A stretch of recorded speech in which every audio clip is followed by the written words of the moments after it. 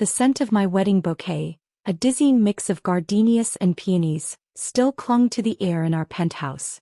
It was a ghost of a memory, a fragrant echo of the happiest day of my life, which had been exactly 37 days ago. I could still feel the weight of the silk and lace gown, the cool slide of the diamond bracelet Adrian had clasped around my wrist just before I walked down the aisle, his whisper of perfect as he saw me. Now I stood at the floor-to-ceiling window of his home, looking down at the city that glittered like a spilled jewel box. My reflection in the glass was a pale, hollowed-out version of that radiant bride. My name is Alara, and for 5 years I had built my world around Adrian Volkov. I was his haven, he said, the calm to his storm, the one real thing in his empire of steel and ambition. Alara, my love, I'm so sorry, he'd said that night, a week after the wedding, his voice a masterclass in contrite disappointment. He'd been pacing in his study, the room smelling of old leather and expensive whiskey. The Singapore deal is a catastrophe. Lawson is trying to gut me. I have to fly out immediately to salvage it. There will be no honeymoon this year. My heart, so full of newlywed joy, had plummeted. But Adrian, we can go later, right? A few weeks. A month. He'd crossed the room, cupping my face in his hands. His touch, usually so electrifying, felt practiced. Of course, my darling. We'll go to Bora Bora just like you wanted. I'll make it up to you. I promise. This is just a temporary setback. I, the ever-understanding fiancé, now the ever-understanding wife, had nodded, swallowing my disappointment. Your work comes first. I understand. And I had. For a week. I filled my days arranging the wedding gifts, writing thank you notes, and trying to ignore the growing emptiness of the cavernous penthouse. Then a flicker of concern ignited in my gut. He wasn't answering my texts as quickly. His calls were rushed, always from a noisy bar or a quiet office, he claimed. It was my best friend, Chloe, who planted the seed of doubt. Alara, just check his credit card statement. For the flight details. Make sure he's okay. I'd bristled. I trust him, Chloe. I know you do. That's what worries me, she'd said softly. Just check. For peace of mind. Peace of mind. That's what led me to break my own moral code. One evening, with trembling fingers, I logged into his business account portal. A password I knew because he'd asked me to book a client dinner once. My eyes scanned the recent transactions. There it was, a first-class flight to Singapore. A wave of relief so potent it made me dizzy washed over me. He was telling the truth. But then my eyes caught the line below it. A second first-class ticket, purchased minutes after his own. The passenger name was Isabella Rossi. The world tilted. Isabella. His new executive assistant, the one with the laugh that sounded like wind chimes and a gaze that lingered on him a little too long. I'd dismissed my unease as bridal paranoia. Now it solidified into a cold, hard lump of lead in my stomach. I began to dig, a frantic, desperate archaeologist unearthing my own heart's ruin. A luxury resort in the Maldives, not a business hotel in Singapore. A confirmation for a private yacht charter. A receipt for a diamond tennis bracelet from a jeweler in mail. The evidence was a meticulously constructed lie, and I had been its most willing participant. No honeymoon this year. The words echoed in my head, taunting me. He hadn't cancelled our honeymoon, he'd taken her on it. I sank to the floor of his study, the cold marble seeping through my silk pajamas. The tears didn't come. Instead, a frigid, crystalline clarity descended upon me. The pain was so acute it was beyond feeling. It was a fundamental restructuring of my reality. The man I loved, the man I had vowed my life to, was a fraud. Our entire relationship was a beautiful, gilded cage, and I had just been shown the lock. I thought of my parents, of the small, struggling art gallery they had poured their souls into, the one Adrian had generously bailed out last year. I thought of the prenup I'd signed so trustingly, a document his lawyer had called a formality. I thought of the 5 years I'd spent playing the part of the perfect partner, smoothing his rough edges, building him up, only to be discarded for a newer, shinier model the moment the ring was on my finger. A sob finally escaped, a raw, ragged sound in the silent, opulent tomb. But it was followed by a whisper, a vow I made to myself in the crushing darkness. Okay, Adrian, I whispered to the empty room, my voice steadier than I felt. You want to play games? You just made the biggest mistake of your life. You didn't just break my heart. You unleashed me. This wasn't just about a betrayed wife. This was about a woman scorned, a quiet force who had been learning from a master manipulator for 5 years. He thought he'd left me weeping in an empty penthouse. He had no idea he'd left a strategist in the heart of his empire. And I was just getting started. The first thing I did was stop crying. The tears were a luxury I couldn't afford, a symbol of the weak, trusting woman Adrian thought I was. That woman was gone, buried under a mountain of credit card statements and hotel confirmations. In her place was someone with a singular, burning purpose: to dismantle Adrian Volkov's life as thoroughly as he had dismantled mine. I started with the prenup. I needed a lawyer, but not just any lawyer. I needed a shark who would see Adrian not as a powerful client to be wary of, but as prey. I couldn't use anyone in his social circle. My mind raced, sifting through 5 years of overheard business dinners and whispered confidences. And then I remembered a name, uttered by Adrian with a mixture of fury and grudging respect after a brutal corporate takeover that had slipped through his fingers: Eleanor Vance. A quick, discreet search confirmed it. Eleanor, the Viper, Vance was a legendary divorce attorney who specialized in taking down wealthy, powerful men. Her retainer was astronomical, but her success rate was mythical. I had my own money, a trust fund from my grandmother that I'd never touched, believing Adrian's wealth was ours. Now it would be my war chest. Getting an appointment was a feat in itself. I used a burner phone, my voice stripped of all emotion, and stated my case to her assistant. I am Alara Volkov. I married Adrian Volkov 37 days ago. He is currently on what was supposed to be our honeymoon with his mistress. I have evidence. I need to see Ms. Vance immediately. The silence on the other end was profound. I was granted an appointment for the next day. Eleanor Vance's office was a minimalist fortress of steel and glass, a stark contrast to Adrian's old-world opulence. She herself was a small, bird-like woman with sharp, intelligent eyes that missed nothing. "Mrs. Volkov," she began, her voice cool and precise. "Alara, please. Alara. Show me what you have." I laid it out before her. The flight receipts, the resort bookings, the jewelry purchase. I showed her the no honeymoon text, a digital monument to his deceit. I told her about the prenup, the one I'd signed without independent counsel, pressured by Adrian's charm and the whirlwind of the wedding. Eleanor studied the documents, a slow smile spreading across her lips. It was not a warm smile. It was the smile of a predator catching a scent. "This is excellent," she said. "The timing is everything. The ink on the marriage certificate is barely dry, and he's already demonstrating breathtaking bad faith. We can argue duress and fraud on the prenup. But to really make him bleed, we need more." "More?" I asked, my heart hammering against my ribs. "Financials," she stated. "Hidden assets. Offshore accounts. He's a man who plays dirty, Alara. I guarantee he has secrets he doesn't want the IRS or his shareholders to know. You lived with him. You were his confidant. Did he ever let anything slip? A name? A place?" I closed my eyes, diving into the deep, murky waters of my memory. I sifted through late-night rants, drunken boasts, the careless words he'd utter when he thought I wasn't really listening. I was his sanctuary, his quiet port. He talked to me to unwind, to think aloud. And then it came to me. A name. Whispered once when he was stressed about an audit, a name he'd immediately clammed up about when I asked. "Phaedrus," I said, my eyes snapping open. He mentioned a company called Phaedrus Holdings. He said it was a dead-end subsidiary, but his tone, it was too casual. Forced. Eleanor's eyes lit up. "Phaedrus. That's a start. What else? Passwords? Security systems?" Another memory surfaced. His arrogance. He'd once laughed, telling me he used the same complex base password for all his non-critical financial logins. A password based on the date he made his first million. "It's a monument to myself," he'd bragged. "No one would ever guess it." I had guessed it. I'd watched him type it in a dozen times. It was my key. For the next 2 weeks, I became a ghost in the machine of Adrian's life.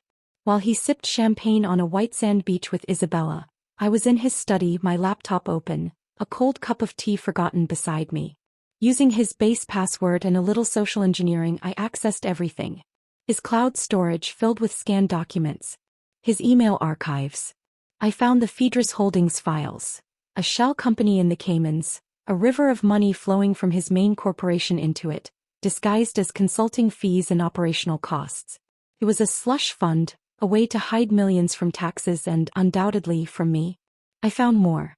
Pictures of Isabella, some tasteful, some not. Emails to her, sent during our engagement party, describing what he wanted to do to her later. Each file, each picture was another shard of glass in my heart, but I collected them all, my hands steady, my focus absolute. I was building a weapon. I also began my own, more personal preparation. I reached out to an old college friend, a brilliant image consultant, and began a quiet transformation. The soft, flowing bohemian styles Adrian preferred were packed away. In their place came sleek, powerful silhouettes, sharp blazers, tailored trousers, dresses that spoke of confidence, not compliance. I started working out with a ferocity that surprised even me, channeling my rage into every lift and sprint. I was sculpting a new Alara from the ashes of the old. The day before Adrian was due back, I met with Eleanor for the final time. I handed her an encrypted drive containing everything. The financial fraud, the infidelity, the psychological manipulation. Eleanor took it, her expression one of grim satisfaction. "This is a nuclear bomb, Alara. Are you ready to launch it?" I looked out her window at the city where Adrian believed he was king. A slow, cold smile touched my lips for the first time in weeks. "More than ready," I said. "Let's see how he enjoys his homecoming." The penthouse was spotless, sterile, and silent. I had made sure of it. Every surface gleamed, every pillow was plumped, a perfect, cold diorama of a life that no longer existed. I wore a simple black sheath dress, my posture erect, my hands clasped calmly in my lap. I was a queen awaiting a traitorous subject, not a wife waiting for her husband. I heard the key in the lock, the familiar heavy thud of the door, the rolling suitcase on the marble foyer. His footsteps, confident and sure, echoed through the vast space. "Alara, darling, I'm home," he called out, his voice infused with a practiced warmth that now made my skin crawl. I didn't move from the sofa. I simply watched as he walked into the living room, a tan already deepening his features, a relaxed smile on his face. He looked refreshed, happy. The sight was a physical blow, but I absorbed it, letting it fuel the cold fire inside me. "There you are," he said, his smile widening as he came towards me, arms open for an embrace. I remained seated, my gaze level. "Did you have a productive trip, Adrian?" His arms dropped slightly. A flicker of confusion in his eyes. "Exhausting. Lawson is a viper, but I handled him. The deal is saved." He tried to recover, leaning down to kiss my cheek. I turned my head slightly so his lips met only air. He straightened up, the confusion now solidifying into annoyance. "What's the matter with you?" "I've been doing some thinking while you were gone," I began, my voice dangerously calm. "About our future. About the prenup." His expression shifted immediately to condescending patience. "Alara, we talked about this. It's standard. It protects us both." "Does it?" I asked, tilting my head. "It protects you, Adrian. It leaves me with nothing after 5 years of building a life with you, of supporting you, of being your sanctuary." I let the word hang in the air, watching him. He sighed, running a hand through his sun-streaked hair. "This is not the welcome I expected. I've been through hell these past 2 weeks and I come home to this? Petty financial worries." "Petty?" I let out a soft, mirthless laugh. "Let's talk about what's not petty then. Let's talk about Phaedrus Holdings." The color drained from his face so completely it was as if someone had pulled a plug. It was instantaneous. His jaw tightened, his eyes darting towards his study. "What did you just say?" "Phaedrus Holdings," I repeated slowly, savoring each syllable. "Your little treasure chest in the Caymans. The one where you've been stashing millions away from the IRS, away from your shareholders, and away from your wife." He took a step back, his composure cracking. "I don't know what you're talking about. You've been listening to gossip. Who have you been talking to?" "I haven't been talking to anyone, Adrian. I've been reading. Your emails, your cloud files, your financial records. It's amazing what you can find when you have the right password. First million 1998, wasn't it? A monument to yourself." The rest of the blood left his face. He looked at me as if he were seeing me for the first time.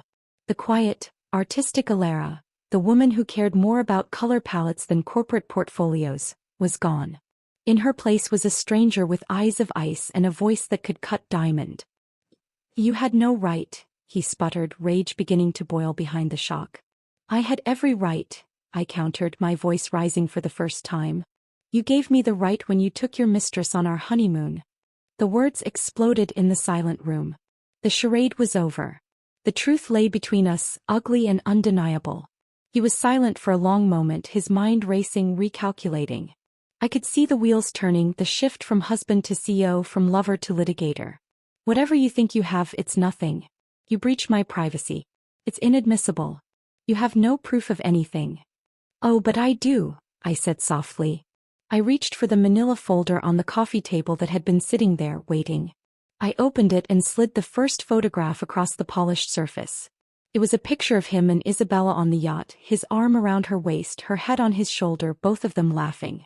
The diamond tennis bracelet glittered on her wrist. His breath hitched. "And I have the receipts," I continued, sliding another paper out. "For the bracelet. For the resort. For her first-class ticket. And for the hundreds of thousands of dollars you've funneled to Phaedrus, which, by the way, is a clear case of tax evasion and shareholder fraud." He stared at the evidence, his hands clenching into fists at his sides. The mask was fully off now, revealing the cold, ruthless man beneath. "What do you want, Ilara?" he snarled. "I want what I'm owed," I said, standing up. I was almost as tall as him in my heels, and for the first time I didn't feel small next to him. I felt his equal. No, his superior. "I want the prenup nullified. I want 50% of all marital assets, which, given what I've uncovered, is significantly more than you've declared. I want the penthouse. I want the liquid assets. I want you to buy out my share in the gallery you saved for my parents, at a valuation that reflects its true potential, not the manipulated one you used." He laughed, a harsh, ugly sound. "You're insane. You'll get nothing. I'll bury you in legal fees. You'll be in court for a decade." "I don't think so," I said, picking up my phone from the table. I pressed a button. "You see, I've already retained counsel. Eleanor Vance. I believe you're familiar with her work." The name landed like a physical blow. Adrian actually staggered back a step. "Vance. You bitch." "Careful, Adrian," I purred. "That's the woman who is about to own your entire company. Here's what's going to happen. You are going to sign the papers my lawyer draws up. You're going to give me everything I asked for. And you are going to do it quietly, without a fight." "And why the hell would I do that?" he spat. "Because if you don't," I said, taking a final step towards him, looking him dead in the eye, "I will not only release all the evidence of your affair and financial crimes to the press, I will send it directly to the SEC and the IRS. Your company's stock will plummet. You'll face criminal charges. You'll lose everything. Not just half. Everything. And you'll probably go to prison." The silence that followed was absolute. I could see the calculations behind his eyes, the cold assessment of his options. Fight me and face total annihilation, or surrender and salvage what was left of his empire and his freedom. His pride warred with his survival instinct. Finally, the fight went out of him. His shoulders slumped. He was defeated. "The papers will be delivered to your office tomorrow," I said, walking past him towards the bedroom, where my suitcases were already packed and waiting by the door. "I'll be staying at the plaza until the transfer of the penthouse is complete. Don't contact me again." I didn't look back. I walked out of the gilded cage, the door clicking shut behind me with a finality that echoed through the rest of my life. The first act of my revenge was complete. But it was only the beginning. The suite at the plaza was a world away from Adrian's cold marble and steel. It was opulent, yes, but in a warm, classic way, with soft fabrics and a view of the park that felt alive, not just a display of wealth. The first thing I did was order a ridiculously expensive bottle of champagne and a plate of chocolate-covered strawberries. Then I sat on the floor, surrounded by my luggage, and I cried. But these weren't the tears of a broken woman. They were tears of release, of catharsis. I cried for the 5 years I'd wasted, for the love I'd given that was never real, for the betrayal that had cut so deep. I let it all out, the sobs racking my body until I was hollowed out and clean. When I was done, I wiped my face, ate a strawberry, and drank a glass of champagne. The sweet, bubbly liquid felt like a celebration. I was free. The next few months were a whirlwind of controlled chaos. Eleanor Vance was a force of nature. Adrian, true to his survivalist nature, fought tooth and nail on every minor point, dragging out negotiations, but he never challenged the core threat. He knew I had the power to destroy him. The signed settlement agreement that finally landed on my desk was a thing of beauty. I was now the sole owner of the penthouse, which I immediately put on the market. I had a wire transfer of an amount of money so large I had to read the number twice to believe it. My parents' gallery was now wholly theirs, with a generous endowment that ensured its success for years to come. I was wealthy beyond my dreams, but the money felt like blood money. It was a resource, a tool, but it wasn't my identity. I needed to build something for myself, something Adrian had no part in. With Chloe's help, I found a stunning, sun-drenched loft in a neighborhood known for its artists and innovators. I filled it with bold, modern art, my own choices, not the safe, investment-grade pieces Adrian preferred. I started painting again for the first time in years. The rage, the pain, the triumph. I channeled it all onto the canvas in great sweeping strokes of crimson, charcoal, and gold. But a quiet life of painting wasn't enough. I had been the wife of a titan of industry for 5 years. I'd absorbed more than I realized about business strategy and leverage. I had a sharp mind and I wanted to use it. It was at a charity gala for the arts, my first major public appearance since the divorce, that my new path crystallized. The whispers followed me as I walked through the room in a stunning backless emerald gown. I held my head high, a small, enigmatic smile on my lips. I was no longer Alara, the victim. I was Alara Volkov, the phoenix. And that's when I saw him. Alexander Xander Thorne. Every society page, every business journal had written about their feud. Thorne Industries was Volkov Corp's most bitter rival. Adrian hated Xander with a passion I'd never quite understood, dismissing him as a new money upstart with unethical tactics. Seeing him in person, I could understand why Adrian felt threatened. Xander Thorne didn't have Adrian's polished, old-world charm. He was raw power. Tall, with dark hair that was a little too long, and intense blue eyes that seemed to see through every pretense. He was standing across the room holding a glass of whiskey, watching the crowd with a look of detached amusement. Our eyes met. There was no polite smile, no nod of acknowledgement. It was a direct, assessing gaze that held for a beat too long. A flicker of challenge. A spark of recognition. He knew who I was. And I knew exactly who he was. I didn't approach him. I turned and continued my conversation, but I could feel his gaze on my back for the rest of the evening. A week later, a proposal landed in my newly created business email. It was from Thorne Industries. They were launching a venture capital arm focused on supporting innovative, female-led businesses in the tech and art sectors. The head of the project, a formidable woman named Anya Sharma, requested a meeting. She'd heard about my unique perspective and recent liquidity event, and wondered if I'd be interested in coming on board as a strategic partner and investor. It was too precise to be a coincidence. This was Xander Thorne's move. I was intrigued. And cautious. I knew I was being courted not just for my money but as a weapon. I was the woman who had brought Adrian Volkov to his knees. I was intelligence. I was a symbol. And I was revenge neatly packaged. I met with Anya, a sharp, brilliant woman with a no-nonsense attitude that I instantly liked.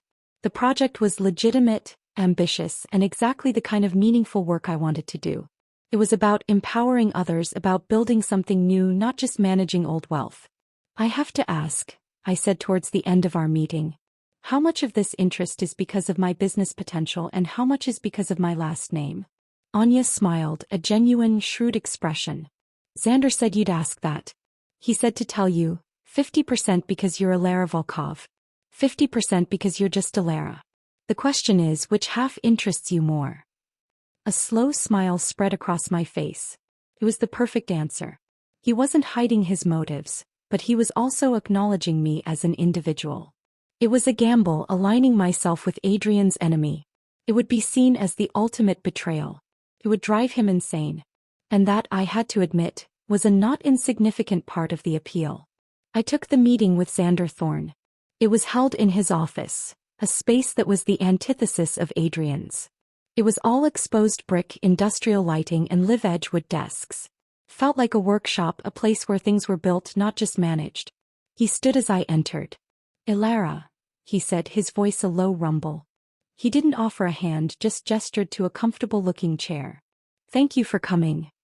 "This is quite an offer, Mr. Thorne." "Xander," he corrected. "And it's a genuine one. Anya believes you're the missing piece for this initiative. And I trust her judgment implicitly."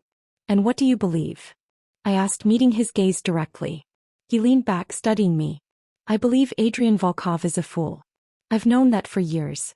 But I also believe that any woman who can systematically dismantle his financial and personal defenses in a matter of weeks has a strategic mind that I would be a fool to ignore."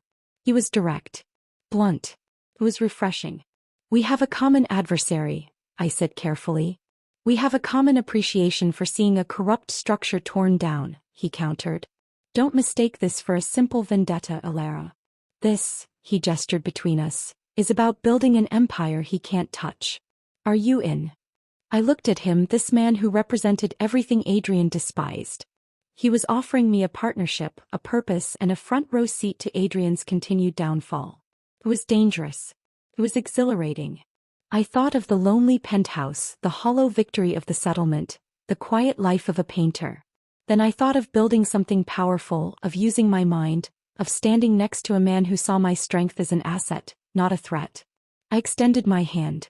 "I'm in." He took it, his grip firm and warm. "Welcome to the other side." As I left his office, I felt a thrill I hadn't felt in years. This wasn't just about surviving Adrian. This was about thriving in his face. The phoenix had risen and she was ready to fly straight into the fire. The news broke in the business section of the Times, a small but strategically placed article. Thorne Industries launches Ether Ventures with ex-wife of rival Adrian Volkov as lead partner. It was a masterstroke of PR, perfectly timed. There was no mention of the scandal, no salacious details, just a dry, factual piece that positioned me as a serious business player. But the subtext was a thunderclap that echoed through every boardroom and society party in the city. Adrian Volkov's ex-wife had joined his arch-nemesis. My phone blew up. Chloe was ecstatic. My parents were cautiously proud. And from the silence on Adrian's end, I knew the arrow had hit its mark. My work with Ether Ventures was more fulfilling than I could have imagined. Anya and I became a formidable team. We traveled, we vetted startups, we invested in brilliant women with world-changing ideas. I used the knowledge I'd gleaned from Adrian, not his trade secrets but his understanding of scale, market pressure, and leverage, to help these small companies grow. I was good at it. I found I had a knack for seeing the potential in a struggling business, the same way I used to see the potential in a blank canvas. Xander was a fascinating partner. He was demanding, brilliant, and utterly without pretense. Our meetings were intense, brainstorming sessions that stretched late into the night, fueled by coffee and a shared, burning drive. He never mentioned Adrian unless it was a relevant piece of competitive intelligence. He treated me as an equal, my opinions valued, my strategies implemented. The respect was intoxicating. One evening, after a particularly grueling day of back-to-back pitches, we were the last two left in the Ether offices. The city lights twinkled outside the massive windows. "You were impressive today," Xander said, pouring 2 glasses of Macallan from the decanter on his desk. "You saw the flaw in their supply chain model that everyone else missed." "It was obvious," I said, taking the glass, our fingers brushing. A spark, small but undeniable, passed between us. It wasn't the first time. Not to them. Not to me. He leaned against his desk, watching me. "He never saw you, did he? The real you?" The question was quiet, probing a wound he knew was there. "No," I admitted, the whiskey warm in my throat. He saw a reflection of what he wanted. A beautiful, quiet, supportive accessory. I polished his image and he gave me a gilded cage. And now. Xander's blue eyes were intense in the dim light. "Now I'm building my own world." I held his gaze. "And the door doesn't have a lock." A slow, genuine smile spread across his face, the first completely unguarded one I'd seen from him. It transformed him, softening the hard edges, revealing the man beneath the mogul. Good. The moment stretched, charged with unspoken possibilities. Then his phone buzzed, shattering the spell. He glanced at it, his smile fading. "Speak of the devil," he muttered, showing me the screen. It was a news alert. Volkov Corp stock tumbles after disappointing quarterly earnings. I felt a cold satisfaction. My departure, the settlement, the bad press from the divorce. It had all taken a toll. His carefully constructed image was cracking. "He's unraveling," Xander said, his voice devoid of triumph, simply stating a fact. "He's making mistakes. Reckless acquisitions to try and prove he's still strong. It's a death spiral." I should have felt elated. This was what I wanted, wasn't it? To see him fall. But looking at the headline, I felt only a distant pity. He was becoming irrelevant to my new life. A ghost. That ghost, however, was about to become very real again. A few days later, Anya and I were presenting Ether's progress to a room of potential investors at the Metropolitan Club, one of the oldest and stuffiest institutions in the city. The room was filled with powerful, skeptical men. I stood at the podium, confident in a sharp white suit, laying out our vision and our numbers. I was in my element. And then I saw him. Adrian was standing at the back of the room, partially hidden in shadow. He must have been invited by one of the investors. He was thinner, his face gaunt, his eyes burning with a feverish intensity. He was staring at me as if he could set me on fire with his gaze alone. My voice faltered for a second. I took a sip of water, my hands steady, and found my rhythm again. I refused to let him rattle me. I finished my presentation to a round of enthusiastic applause. As the crowd mingled, I felt him approaching before I saw him. The air around me grew cold. "Ilara." His voice was a low, venomous whisper behind me. I turned slowly. "Adrian. This is a surprise." He looked terrible up close. The tan was gone, replaced by a sallow complexion. His custom-made suit hung loosely on his frame. "What do you think you're doing?" he hissed, keeping his voice down so as not to cause a scene. "Parading around with him? This is a new low even for you." "For me," I replied, my voice cool. "I'm building a business. Something you would understand if you were capable of seeing women as anything other than possessions or playthings." His jaw tightened. "You're a traitorous whore. You're doing this to spite me." I laughed, a soft, genuine sound that made him flinch. "Oh, Adrian. You give yourself far too much credit. This isn't about you. You're a footnote in my story now. A cautionary tale I learned from." The insult, the dismissal, was more than he could bear. His hand shot out and grabbed my wrist, his grip like a vice. "You will not disrespect me," he snarled, his face inches from mine. Before I could react, a larger, stronger hand closed over Adrian's, peeling his fingers from my arm with terrifying ease. "I believe the lady asked you to leave her alone." Xander's voice was quiet, but it carried a lethal authority. He had materialized beside me, a solid, immovable wall of muscle and menace. Adrian's eyes snapped to Xander, pure, undiluted hatred blazing in them. "This is between me and my wife, Thorn." "Ex-wife," Xander and I said in unison. Xander took a half step forward, putting himself slightly between Adrian and me. "She's with me now. And if you ever put your hands on her again, I will break every single one of your fingers. Then I'll buy what's left of your failing company for scrap metal. Do we understand each other, Volkov?" The two men stared each other down, the air crackling with decades of animosity and this new, deeply personal layer. Adrian was shaking with rage, but he was also outmatched. Xander was bigger, calmer, and in control. With a final, searing look of hatred directed at me, Adrian turned on his heel and stormed out of the room. I let out a breath I didn't realize I'd been holding. My heart was pounding, but not from fear. From adrenaline. From power. Xander turned to me, his gaze searching my face. "Are you okay?" I nodded, smoothing down my suit jacket. "I'm fine." I looked towards the door where Adrian had disappeared. "But he's not." Xander's lips curved into that slow, dangerous smile. "No," he agreed. "He's not. And it's only going to get worse for him." The game had changed. It was no longer just business. It was personal for all of us. And I was no longer just a player. I had become the prize. The confrontation at the Metropolitan Club should have left me shaken. Instead, it left me feeling invincible. I had faced the monster from my past, and he had been the one to slink away defeated. The last vestiges of his psychological hold on me shattered in that moment. In the weeks that followed, my life settled into a new, powerful rhythm. Ether Ventures secured its second round of funding, oversubscribed and valued at a staggering number. The success was a sweet public vindication. The narrative in the press shifted entirely. I was no longer Adrian Volkov's scorned ex-wife. I was Ilara Volkov, venture capitalist and philanthropist.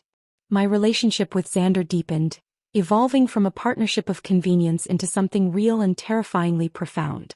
It wasn't the whirlwind, all-consuming passion I'd had with Adrian. This was slower, built on a foundation of mutual respect, intellectual sparring, and a shared understanding of pain. We were both survivors in our own ways. One Saturday he took me to a private airfield. "Where are we going?" I asked as a sleek helicopter awaited us. "You'll see," was all he said, a boyish grin on his face that was utterly disarming. We flew north over the sprawling city, until it gave way to forested hills and, eventually, the sparkling expanse of the ocean. The helicopter set down on a secluded helipad on a private island. It wasn't large, just a pristine stretch of beach, a lush green center, and a single stunning modern house built of glass and weathered wood. "It's not Bora Bora," Xander said, his hand finding mine as we walked towards the house. "But I thought you might like a honeymoon." The word, once a trigger for such sharp pain, now felt different. It felt reclaimed. I looked at him, at the quiet sincerity in his eyes, and my throat tightened. "It's perfect." The weekend was a world away from everything. There were no phones, no emails, no looming shadows of the past. We swam in the crystal-clear water, cooked simple meals together in the open-plan kitchen, and talked for hours on the deck under a blanket of stars. I learned about his childhood, his own battles to build his company from the ground up, the loneliness that came with such relentless ambition. "I used to watch you, you know," he admitted one night, the fire pit casting dancing shadows on his face. "At charity galas and openings on his arm. You were always the most beautiful woman in the room, but you looked detached. Like you were observing a play you'd been cast in, but hadn't read the script for." His perception startled me. I felt that way. I thought I was hiding it. "Not from someone who knows what to look for," he said softly. I remember thinking, he has a diamond and he treats it like glass. It made me angry. "For you." He didn't try to kiss me until the second night as we stood at the water's edge, the bioluminescent plankton glowing like scattered sapphires where the waves met our feet. It wasn't a kiss of conquest or possession. It was a question. A slow, deep, searching kiss that held all the unspoken things between us. And my answer was a resounding, whole-bodied yes. It felt like coming home to a place I never knew existed. This was the calm, the eye of the hurricane. But back in the city, the storm was intensifying. Chloe, my ever-vigilant spy in Adrian's camp, sent me updates. After the club incident, his behavior had become increasingly erratic. He was drinking heavily, making impulsive, aggressive moves in the market that were backfiring spectacularly. Volkov Corp's stock was in a free fall. The board was rumored to be restless. Isabella, the mistress, had been very publicly seen without her diamond tennis bracelet. The gossip columns were having a field day. I felt a distant pang, not of sympathy but of recognition. This was the real Adrian, the one I'd glimpsed in rare, unguarded moments. The petulant boy who couldn't stand to lose. I had taken his money, his home, his pride, and now he was watching me thrive with the man he hated most. He was unraveling, and a cornered animal is always the most dangerous. The catalyst came on a Monday morning.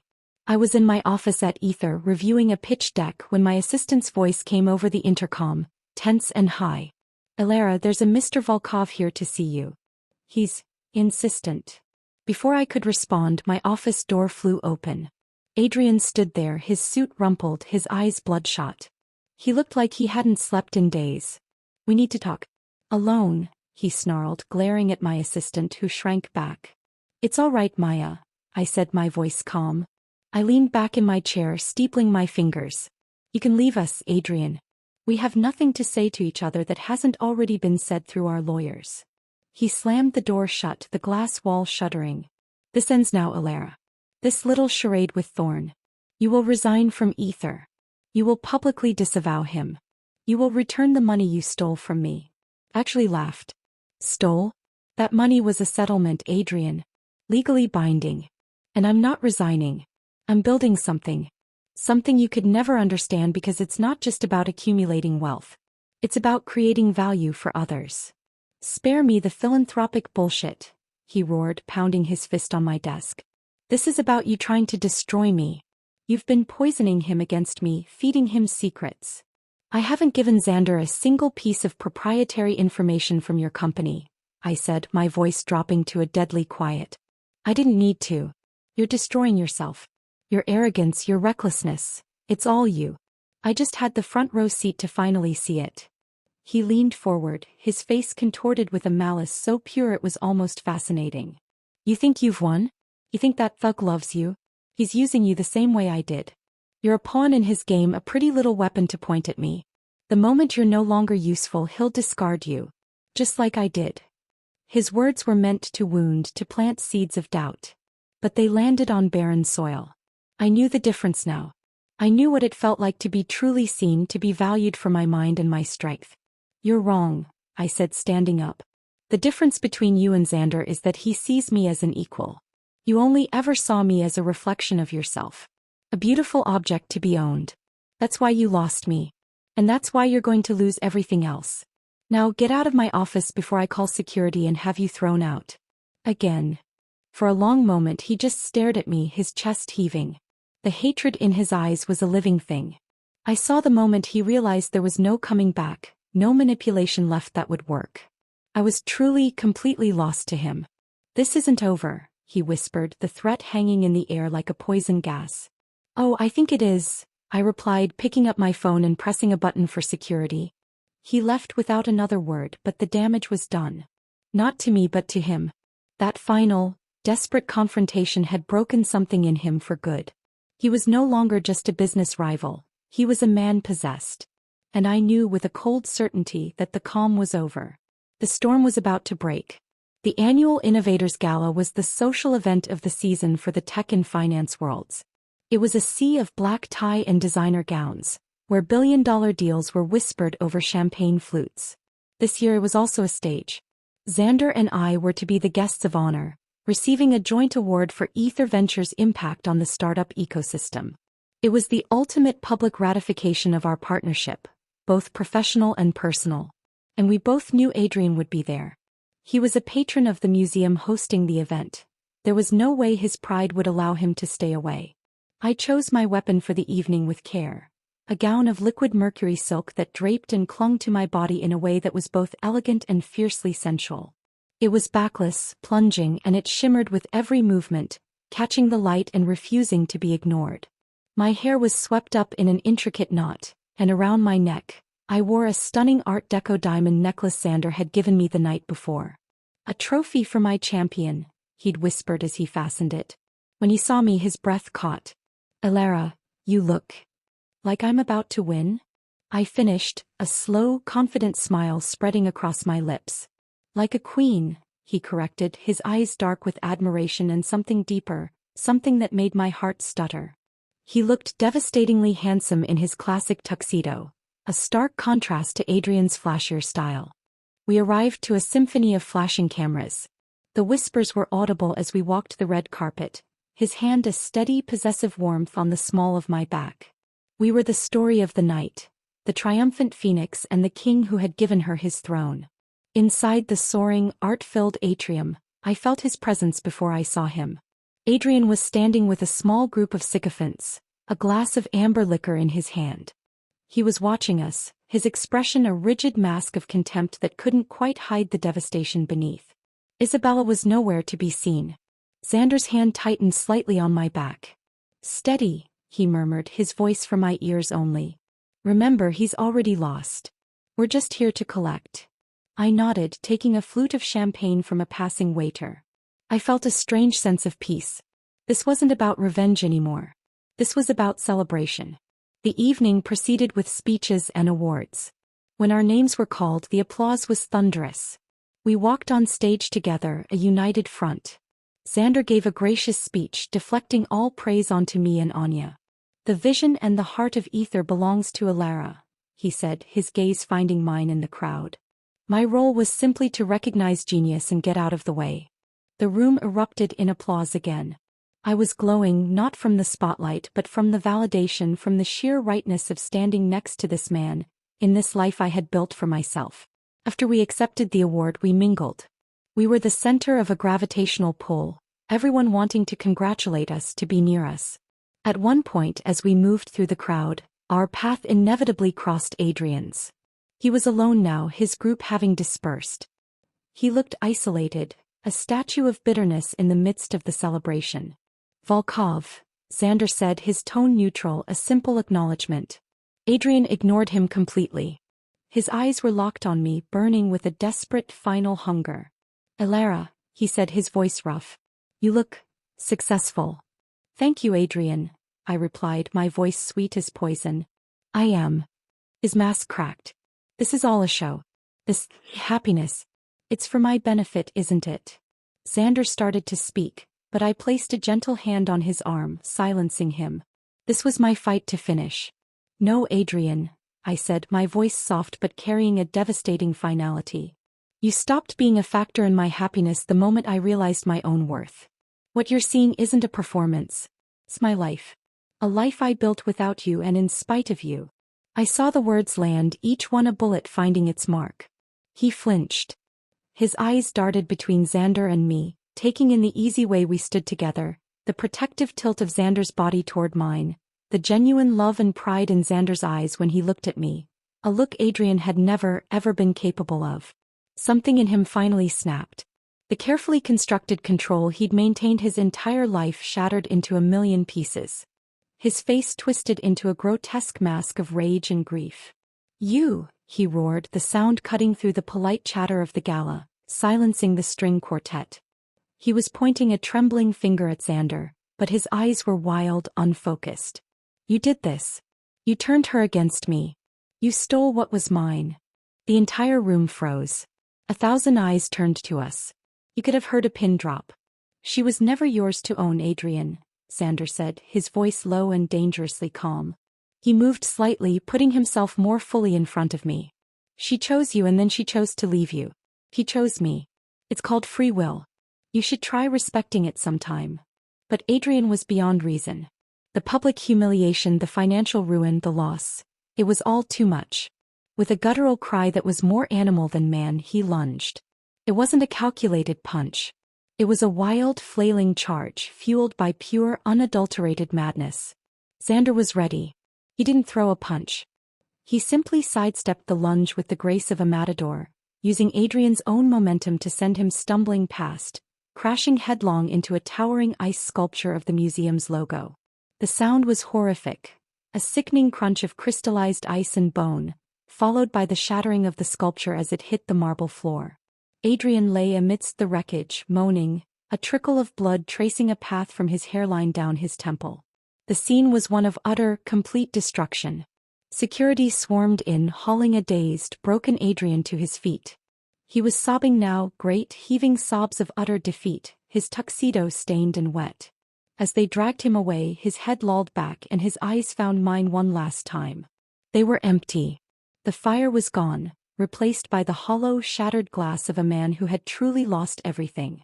The crowd was murmuring, shocked. Cameras were flashing, capturing his ultimate downfall. I didn't feel triumph. I felt a profound, weary sadness. This was the man I had once loved. This was the pathetic creature he had always been beneath the wealth and the power. Xander turned to me, his hands coming up to cradle my face. Are you okay? He asked, his voice thick with concern. I looked from the doorway where Adrian had been dragged away, to the concerned, fierce face of the man who loved me. I saw our future in his eyes. A future built on respect, on partnership, on a love that was a fortress, not a cage. I took a deep, shuddering breath and then I nodded, leaning my forehead against his. It's over, I whispered. And it was. The fallout from the gala was swift and merciless. The video of Adrian's meltdown went viral, of course. It was the final humiliating nail in the coffin of his reputation and his career. The Volkov Corp board voted him out as CEO within 48 hours. The company, now teetering on the brink of collapse, was quickly acquired by a rival conglomerate. Not Thorn Industries. We had no interest in his rotting carcass of a company. It was a clean surgical end. I heard through the grapevine that he'd checked into a private rehab facility in Switzerland. I felt nothing. No schadenfreude, no pity. He was simply a chapter one had closed, a ghost finally laid to rest. The world, however, was wide open and blazing with light. 6 months later, I stood on the deck of Xander's Island, the same place where our relationship had truly begun. The sun was setting, painting the sky in hues of violet and gold. The air was warm and smelled of salt and blooming jasmine. I heard his footsteps on the deck behind me. I turned and my breath caught just as it always did. He wasn't alone. Anya and Chloe were there, along with a small, intimate group of our closest friends and my beaming parents. They all wore smiles that stretched from ear to ear. Xander walked towards me, his eyes never leaving mine. He dropped to one knee on the sun-warmed wood. My hand flew to my mouth, tears instantly springing to my eyes. The past year flashed before me.